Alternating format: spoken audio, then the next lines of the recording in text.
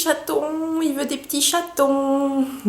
Hello tout le monde, j'espère que vous allez bien. Bah écoutez, moi ça va, hein, comme à chaque fois que je me mets devant cette caméra, tout va bien. Aujourd'hui, on se retrouve pour une nouvelle vidéo. Je sais pas pourquoi je dis ça à chaque fois, parce que c'est logique que c'est une nouvelle vidéo. Aujourd'hui, on se retrouve dans une vidéo. Je sais pas si vous vous souvenez, mais il y a 2 semaines, je crois, je vous avais demandé sur Instagram vos préjugés, vos a priori que vous avez sur ma petite personne, très égocentrique. Donc en gros, c'était des a priori soit négatifs, soit positifs, genre j'ai l'impression que t'es super sympa ou j'ai l'impression que t'es une grosse connasse. Voilà, c'était à peu près ça ce que je vous ai demandé. Du coup, vous avez été très nombreux à me répondre. J'ai fait une sélection de vos réponses. Bien évidemment, dans toutes les réponses que vous m'avez envoyées, il y avait des doublons, des triplons, des quadruplons, des cinqutuplons, des sextuplons, des septuplons. Je vais pas lire toutes les réponses que j'ai reçues parce qu'il y avait plein de messages qui se ressemblaient. Du coup, j'ai fait une sélection et du coup, je vais répondre tout de suite aux a priori que vous avez sur moi.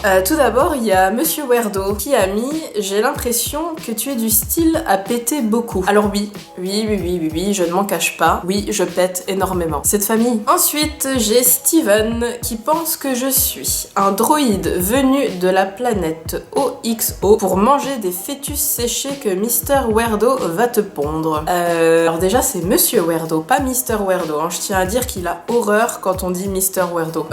Pourquoi pas, mais non. Non. Et... Alors ensuite, j'ai Jean-Luc Vernat qui m'a écrit. Ça m'a fait très plaisir parce que Jean-Luc Vernat est un artiste que j'admire énormément. Il m'a bien cerné. Il pense que je suis timide à la base et que tout est matière à se défaire de ça à travers la vie, l'art et la danse. 3 petits points. Alors oui, tout à fait.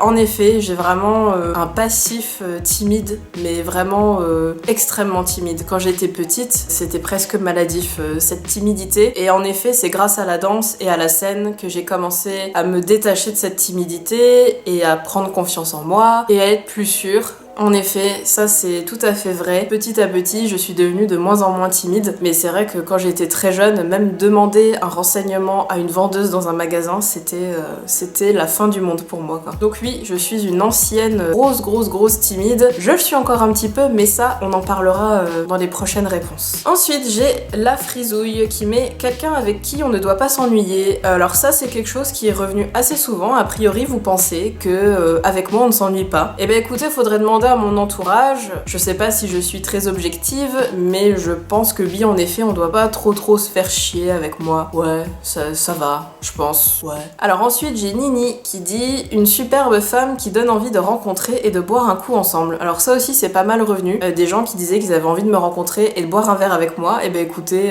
donc j'incite à l'alcoolisme a priori. Ou alors je vous déshydrate, je ne sais pas. Oui, n'hésitez pas, hein, si vous me croisez dans un bar à Nancy ou à Metz, payez-moi un verre. J'adore ça. J'ai Cartoon and Skull qui dit « Tu as l'air ouverte à toutes sortes de propositions et tu ne dis jamais non ». Alors non, quand même. Je dis pas oui à tout, hein, quand même. Ça m'arrive de dire non. Je suis open, mais c'est pas la porte ouverte à toutes les fenêtres, hein, quand même. Je ne sais pas quelle était ton arrière-pensée par rapport à ça, mais non, je ne suis pas ouverte à toutes les propositions et je sais dire non. Ensuite, on a Shaggy qui me dit « Tu aimes manger de la viande humaine en secret ».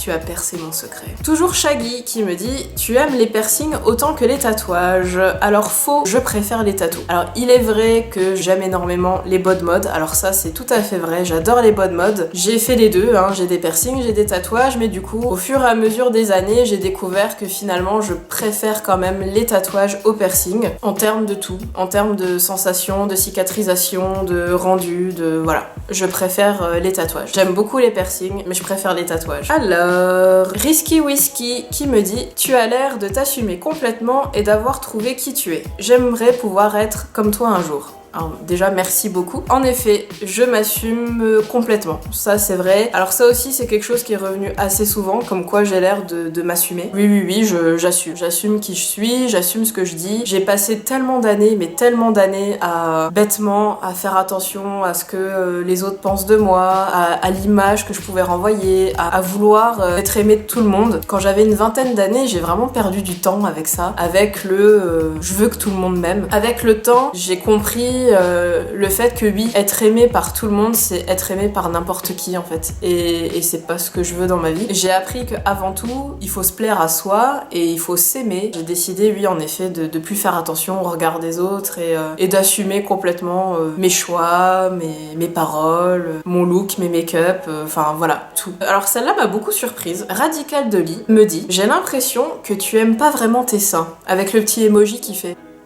Je fais bien les emojis. Hein. Alors je ne sais pas d'où ça t'est venu cette impression, mais alors absolument pas, j'adore mes seins. Je les aime bien, j'aime beaucoup la taille qu'ils ont, la forme, enfin ils sont petits, j'adore les petits seins, j'adore les gros seins aussi, hein, mais je les aime bien en fait, ouais. Ensuite, j'ai Tiny Green Chili qui me dit: j'ai l'impression que tu es très indépendante et que tu as besoin souvent d'être seule. Eh bah bravo, tu m'as bien cerné. En effet, je suis quelqu'un de très indépendant. Faut dire que déjà, je suis fille unique. Je me suis toujours un peu mis à l'écart, même si j'ai une vie sociale, j'ai des amis, tout ça, mais j'ai toujours réussi quand même à me dégager des moments toute seule et à l'écart des autres. Et j'aime autant être avec mes amis que j'aime être seule. J'adore ces moments de solitude, en effet, c'est un besoin. Et être indépendant, ça a toujours été très important pour moi. Quand j'ai quitté le nid familial, je me suis installée toute seule. J'ai pas été en coloc, j'ai pas fait de chambre universitaire, j'ai toujours été toute seule. Le fait d'être indépendant, c'est super important pour moi. Donc ça, c'est quelque chose aussi qui est souvent revenu. Cannibal qui me dit: tu es ouverte d'esprit. Je pense qu'à ce niveau-là, vous avez commencé à me cerner et à bien me comprendre. Oui, je suis très ouverte d'esprit. Pour moi, l'ouverture d'esprit, c'est quelque chose de super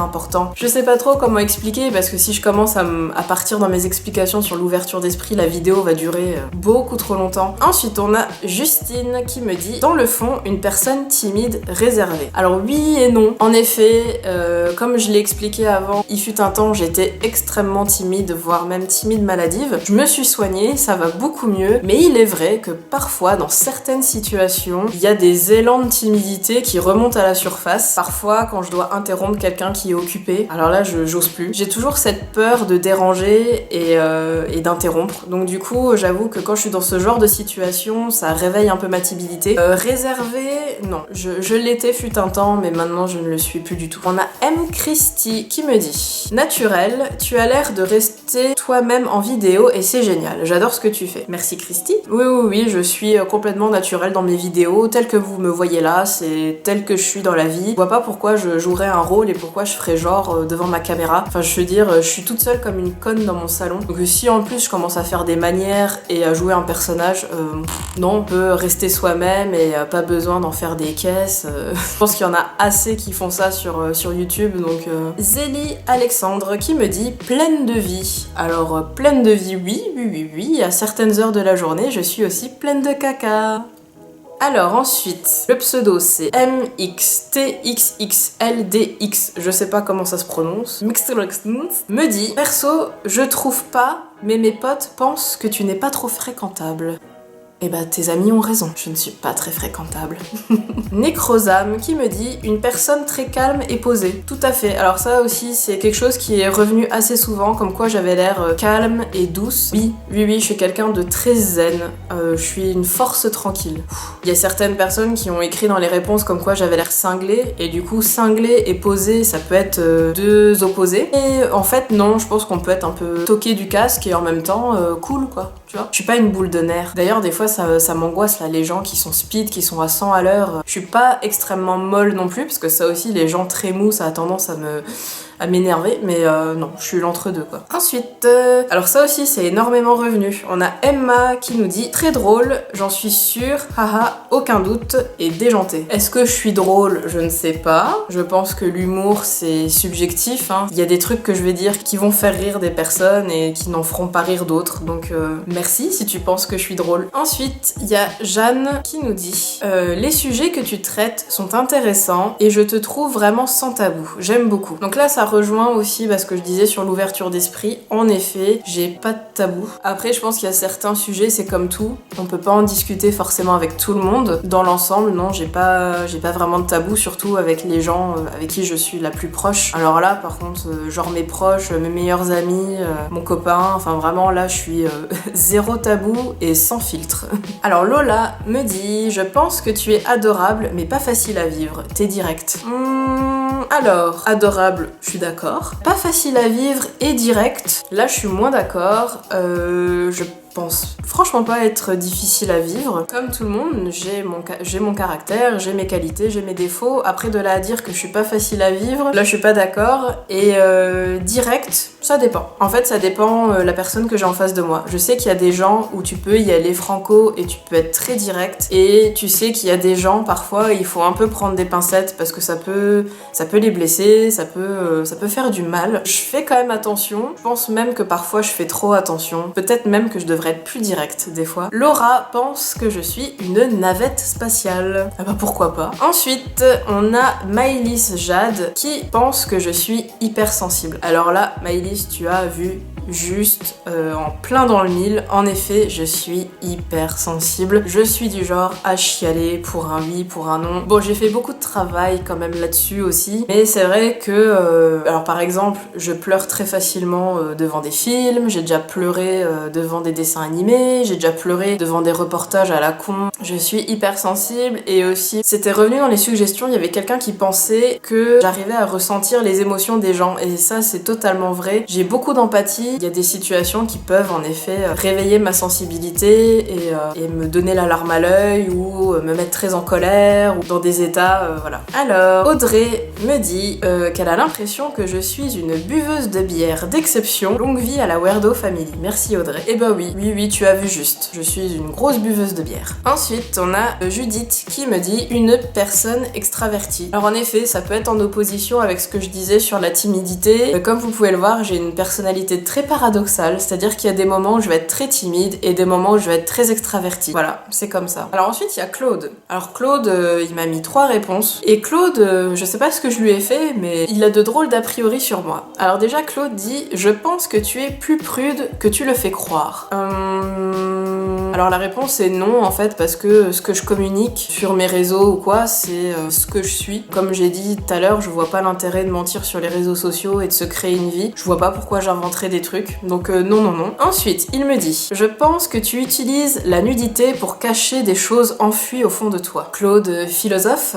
Non. Je n'utilise pas la nudité pour cacher des choses enfuies en moi. Je sais pas pourquoi à chaque fois que quelqu'un s'expose, enfin notamment une nana, quand une nana s'expose, elle fait des trucs sexy ou elle fait de la nudité, je vois pas pourquoi à chaque fois il faudrait qu'on pense qu'elle fait ça parce qu'elle a des choses à cacher, parce qu'elle a vécu des traumatismes. Non, alors oui en effet il y a des filles à qui c'est arrivé, mais sachez que ça n'arrive pas à tout le monde. Moi personnellement j'ai vécu 0 traumatisme dans ma vie, j'ai rien à cacher, enfin vraiment je fais de la nudité parce que j'ai appris au fur et à mesure à dompter mon corps, mes complexes et mon image. J'ai appris au fur et à mesure, surtout à travers mon parcours artistique, un peu à me défaire de certaines notions de pudeur et comme quoi la nudité ça doit être caché, c'est sale, faut pas le montrer. Non en fait, pourquoi donc et je trouve que les réseaux sociaux ça n'arrange pas... Ma chaudière. Ça n'arrange pas les choses avec tous ces trucs de censure qu'il y a en ce moment. Faut cacher les tétons, faut cacher les raies des fesses. Ça va quoi, on va se calmer là. Comme si le corps humain c'était genre que un objet sexuel, alors que non quoi. Enfin voilà, je crois que je me suis un peu éloignée du sujet, mais on va se remettre dedans. Et pour finir, Claude pense que j'ai des yeux beaucoup trop grands. Eh ben écoute Claude, je ne vois pas de quoi tu parles. Si tu veux, j'ai des bonnes grosses narines aussi, hein. Ensuite, Océane me dit une fille adorable, simple, qui ne se prend pas la tête. Donc, ouais, on n'est pas là pour se prendre la tête. Ensuite, j'ai Six Bull qui me dit très gentil, mais qu'il ne faut pas te faire chier non plus. Alors ça aussi, c'est revenu plusieurs fois. Eh bien, vous avez vu juste, en effet, je suis très sympa, je suis très patiente, j'ai des limites de patience immenses, mais une fois que tu as atteint mes limites, une fois que tu m'as déçu, 1 fois, 2 fois, 3 fois, ouais, hein, j'ai dit que j'avais des grandes limites. Une fois que tu as atteint ce point de non-retour, là par contre, tu réveilles le démon qui est en moi, et là, je t'envoie chier magistral. Alors c'est-à-dire que je vais pas me battre, je vais pas m'engueuler, je vais pas crier, je vais juste te dégager de ma vie. Et je ne veux plus jamais entendre parler de toi. À un moment donné, quand on se paye trop ma tronche, on dégage. Et après, j'ignore totalement. J'ai eu une époque où j'étais très revancharde, je voulais me venger, je me suis vite rendu compte que c'est vraiment une perte de temps et que quand on a ce genre de personnes dans sa vie, il faut juste les dégager quoi. Alors moi je suis Sagittaire, hein, je sais pas si vous croyez à l'astrologie tout ça, a priori c'est un trait de caractère commun des Sagittaires, c'est-à-dire qu'on est très gentil, on a une grande patience, mais faut pas nous faire chier. Et ensuite on a Violette, je dirais ça comme ça. Tu es quelqu'un de très ouvert, niveau sexuel, mais aussi niveau art et différences humaines. Complètement. Ça rejoint ce que je disais tout à l'heure, je suis no tabou, on peut parler de tout, on peut s'ouvrir à tout, que ce soit voilà niveau sexuel, niveau art, niveau différences humaines. Moi c'est ce que j'aime chez l'humain, c'est la diversité. Et pas que la diversité de couleurs ou de culture, mais il y a aussi la diversité de genre, la diversité d'apparence physique, enfin voilà. Moi j'accepte tout le monde tel qu'il est. Au niveau de l'art aussi, je m'intéresse à tout. Après il y a des choses qui me plaisent, il y a des choses qui me plaisent pas. Et niveau sexuel, bah c'est pareil, hein. Mais c'est vrai que ça aussi c'est quelque chose qui est revenu assez souvent au niveau de l'ouverture d'esprit. Donc ça là-dessus vous m'avez bien cerné. Ensuite, Psycade me dit une bonne fêtarde. Ouais. Moi je pars du principe que la vie est courte, elle passe plus vite que vous ne le pensez et donc il faut profiter, il faut faire la fête, il faut s'aimer, il faut se dire qu'on s'aime, il faut se faire plaisir, avec modération, hein, parce que quand même, je suis pas non plus du genre à mettre des mines tous les jours, hein, non. Ensuite, on a Magali qui me dit tu as le contact facile avec les gens, tu n'es pas timide, tu trouves facilement des sujets de conversation. C'est ce que je disais tout à l'heure, oui et non, il y a des situations où je suis timide, des situations où je ne le suis pas, mais en règle générale, il est vrai que j'ai le contact facile. Je trouve facilement des sujets de conversation, ça dépend avec qui je suis. Je suis beaucoup sur l'effet miroir, c'est-à-dire que s'il y a quelqu'un en face de moi qui a zéro conversation, je vais avoir un peu de mal et je vais être un peu dans le même mood et ça va être difficile. Par contre, si j'ai quelqu'un de très bavard en face de moi, bah moi aussi je vais être très bavarde. Ensuite, Koa la psychopathe me dit je pense que tu es sérieuse et très bonne amie, présente pour les autres, souriante et réconfortante. Bah c'est pas pour me lancer des fleurs, mais oui, je pense que je suis une bonne copine. Je suis là pour les vrais amis. En effet, je suis sérieuse dans mes relations amicales, je suis très sérieuse dans ma relation amoureuse aussi. Et souriante et réconfortante, oui. Oui, j'ai failli rôter en disant souriante et réconfortante. Mais oui. Didi me dit, ah oui, celle-là est pas mal. Tu as une ouverture d'esprit qui laisse présager un côté libertin. Je me trompe peut-être? Bah oui, Didi, tu te trompes totalement. Oui, je suis très ouverte d'esprit, mais non, je ne suis pas libertine. Alors je tiens à rappeler quand même que le libertinage, c'est un couple qui partage des moments avec d'autres couples ou avec d'autres personnes. Soit ils le font tous les deux ensemble, soit ils le font chacun de leur côté. Enfin voilà, c'est une certaine liberté dans un couple. Et non, je ne suis pas libertine. Monsieur Werdo et moi ne sommes pas un couple libertin. On est certes très ouverts d'esprit, nous avons des amis libertins. J'ai des amis polyamoureux aussi. Mais voilà, nous on est assez mainstream à ce niveau-là. On ne sait pas ce que nous réservent les années à venir, mais pour l'instant, c'est que nous deux. Alors celle-là était pas mal. Camille Lélia pense que je suis très vulgaire dans mes paroles. Parler de ta chatte en vidéo avec ton amoureux, de ton caca. Et alors, c'est ma chaîne, je dis ce que je veux. Ensuite, Valentine me dit ça te touche quand les gens te disent que tu te sers de la notoriété de Monsieur Werdo. Alors non, ça me touche pas, ça me fait énormément rire parce que il y a la vie devant la caméra, il y a la vie sur les réseaux sociaux et il y a la vie hors ligne, la vraie vie. Et dans la vraie vie, bah il y a énormément de choses que vous ne savez pas, que vous n'entendez pas, que vous ne voyez pas. Et ça me fait rire parce que en fait, l'idée de la chaîne, je l'avais depuis un moment et j'en avais parlé à Monsieur Werdo. J'étais pas trop sûre de moi sur ce coup-là et c'est lui qui m'a encouragée à lancer ma chaîne, c'est lui qui m'a aidée même. Quand on me dit que je me sers de sa notoriété pour ma chaîne, ça me fait doucement rire parce que si les gens savaient vraiment la réalité, ils ne diraient pas ça. Internet fait que certaines personnes pensent ça, mais moi ça me fait énormément rire parce que... Et lui aussi ça le fait énormément rire d'ailleurs, parce que nous on connaît la vérité et on sait que non, absolument pas, ça mériterait que je largue une caisse. Ah, ça c'est pas entendu. La loose. Et ben voilà, c'est la fin de cette vidéo. J'espère que ça vous aura aidé à en savoir un petit peu plus, à me découvrir un petit peu plus. Là en tout cas moi ça m'a fait énormément plaisir de vous lire, de lire toutes vos suggestions. C'était vraiment super sympa de voir un peu ce que vous pensez sur moi. Franchement dans la globalité vous avez tous vu juste, vous avez bien cerné mes traits de caractère, donc vraiment bravo. Il y en a certains qui sont complètement trompés mais c'est pas grave, hein. Je suis derrière un écran donc c'est normal aussi que vous ayez des préjugés, des a priori et que vous soyez pas forcément tombé juste sur ma personne. N'hésitez pas à liker, à commenter, dites-moi ce que vous pensez de cette vidéo. Abonnez-vous si c'est pas encore fait, cliquez sur la petite cloche pour recevoir les notifications. Moi je vous dis à la semaine prochaine, bisous.